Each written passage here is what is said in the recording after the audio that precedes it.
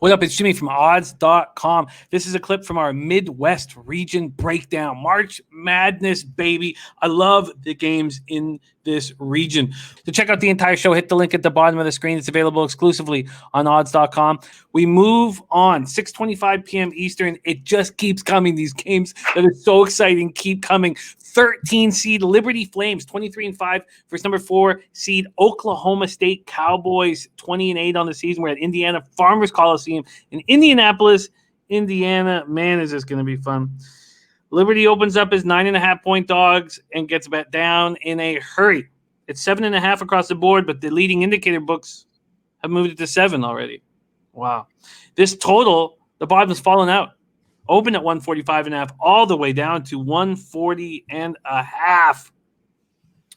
Liberty closed out the season on a 12-game winning streak, culminating in winning the ASUN Championship, 79-75 over North Alabama as 13-point favorites.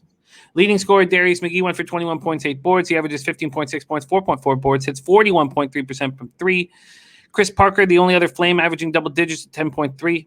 Liberty very strong offensively. They average 74.9 points per game. They play very clean ball, only turning it over 9.7 times a game. They shoot 49.1% from the field, 39.1% from 3, and 77.7% from the stripe. The question is, and Max will have to answer it, can they slow down Cade Cunningham? The Oklahoma State Cowboys got better as the season went on. They closed the season winning 8 of 10, with their only losses coming to Baylor, which they avenged in the Big 12 semis. Max was on Oklahoma State. He got us all on them too. And then they lost to a rested Texas squad, and that was the reason why I didn't take Oklahoma State in the finals. I didn't take Texas, but I wouldn't take Oklahoma State. I just thought that advantage of having the day off was too big for Texas. And they won. Texas won 91-86. Cowboys beat 6 ranked teams in 2 weeks to build serious tourney momentum. Cade Cunningham may be the number 1 overall pick in the NBA draft. He showed wide down the stretch. 20.2 points per game on the season, 6.3 boards, 3.6 assists, hits 41.2% from 3. Avery Anderson is the only other Cowboy averaging double digits, 11.7 points. He impressed me immensely in the tourney as well. Khalid Boone, Isaac Likely are right there, averaging 9.8 points, 9.6 points respectively, and deliver toughness and clutch play. Offensively, they average 77.1 points per game. They have a tendency to play sloppy. They turn the ball over 15.9 times a game. They hit 46.7 from the field, 33.8 from 3, 71.3 from the line. Can't wait for this breakdown. Liberty, Oklahoma State. Max, take it away.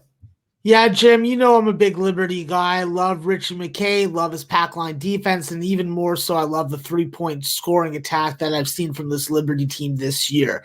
But Oklahoma State is a terrible matchup when you break it down, when you break down the personnel, and when you look at freaking the projections. So I think with Oklahoma State, you know, they're a very good dribble penetration team. With their length and athleticism in the backcourt, it's very hard to keep them out of the paint. And listen, they got to freaking do a good job of testing the depth inside of Liberty, because if they don't get to the foul line, well, they're not doing what they got to do.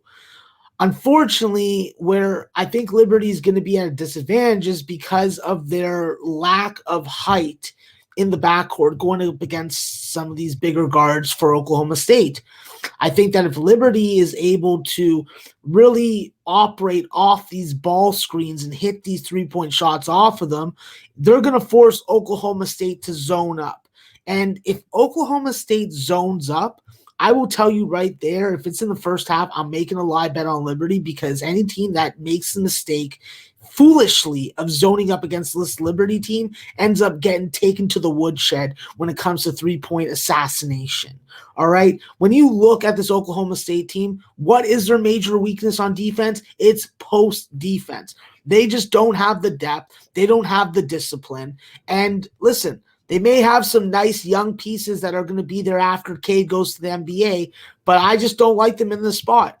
I think that Matthew Alexander Moncrief, our fellow Canadian, he's got to do some work on the offensive glass and score off those second chance scoring opportunities. He's got good hands inside, and he can receive those tight dishes in tight spaces. He's got to be able to draw fouls and not commit them. And he knows his range. He's not going to try and extend it. He's going to play within himself. With Avery Anderson, like you said, he's a second half spark plug. You don't necessarily need him to get going the first half, but you definitely need him showing up in the second. This is a guy with extreme slashing skills, very good on-ball IQ, and he wants the spotlight. So he earns it. This is a guy with an effective field goal shooting percentage of 52%. So that definitely ranks pretty high in my books and in my rankings. With his ability to get to the free throw line and convert over 80%, he's a dangerous guy. You have to know where he is on the floor because he moves very well without the ball as much as he moves with the ball in his hands.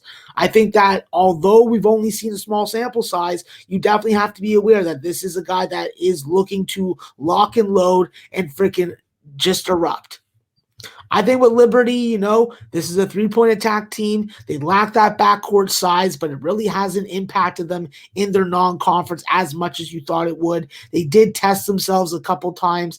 I do think that they played Purdue and Clemson. I'm not sure. I'd have to double-check that, but with Liberty, they definitely are going to want to slow this game down, but I don't really see them needing to do that. I think that they just got to negate the wing size for Oklahoma State in any way possible, whether that be just bracing yourself to take contact or getting right up in someone's grill. You got to give them no room to shoot, face guard people.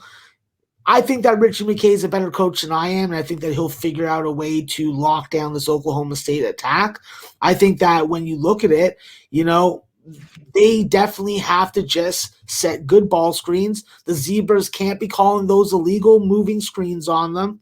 And that's the best way for these small guards to lose their defender. I think that when you watch Liberty, you see that when they can lose that defender, even if that defender is trailing them, they can still get the three-point shot off and they can still make them. I think that when you look at Liberty, the key is going to be what you get down low. As much as we want to focus on Darius McGee, I think that when you look at Kyle Rode and you look at Blake Preston, these are the guys that are going to give you that low post scoring. They got to take it to Oklahoma State's front court. They got to convert at the free throw line. And listen, they're not prone to getting there that much. I think that when you look at these guys, they're both effective on the offensive and defensive glass respectively. And Blake Preston's going to give you some good rim protection at 6'9". I think the X factor for this Liberty team is going to be that blonde, curly-haired freshman, Drake goddamn Dobbs. Sometimes you look at him and you're like, should this guy be playing basketball or working at the gas station?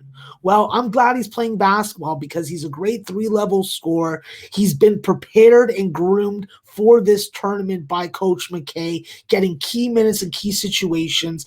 And as long as he brings that three-level scoring ability, guards without fouling, and is able to body up, I think that this is a smart kid that takes smart shots and makes smart basketball decisions and is going to help Liberty. Liberty needs a good first half where they hit some threes early and play good interior defense. And it's going to be difficult because Oklahoma State's three-point defense is nothing to freaking nod your freaking finger at. So there's no Dikembe Mutombo bullshit going on here.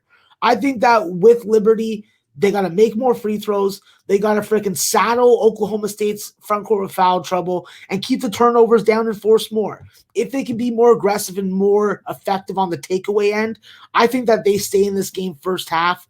With the number moving the way it is, obviously I'm not going to take full game, Jim, but I will take Liberty first half, and I'll take the full game over. I don't buy this line move. I think that with Oklahoma State, their dribble penetration, Liberty's three-point shooting, I think that if this game's close, there will be fouling. I think all games are going to get extended regardless of score. Nobody wants their season to end. So I'll say Liberty first half for the show pick, and I'll take the over also.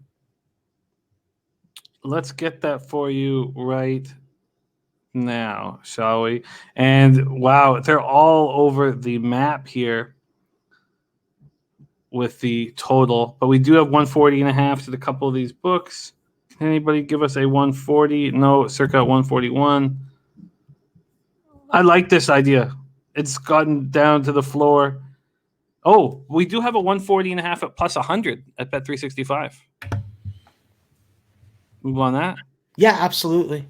All right. So Bet365 giving us that. I'd like this. I think that's a shrewd 140.5 at plus 100. Listen, Jim, I'll just say this. A lot of people may have this impression of Liberty in their head that they don't score. It's not this team this year, bud. This team has made me laugh and yell out loud at the TV like I'm partying with 5 other people when they're going off from 3. This is a team that is capable of hitting 15 to 17 threes in a game if they're off. If there's a time to bring your best shooting performance, it's this goddamn game. I love it. So we have plus 4s at circa Bet365 first half.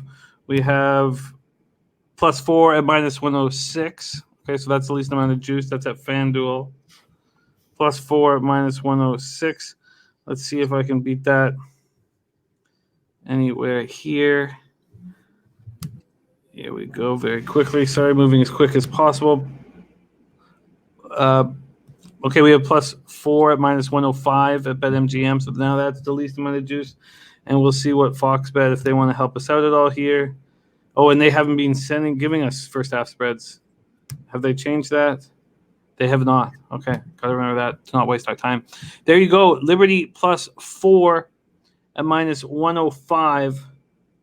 And that was from BetMGM. Liberty first half plus 4 minus 105 at BetMGM. Man, that's going to be a fun game. Great breakdown. So double up. Well, 2 different bets for Max, 1 total, 1 side. He's on Liberty Flames first half plus 4 minus 105, and the over 140.5 at plus 100. Nice work there and low juice, low vig.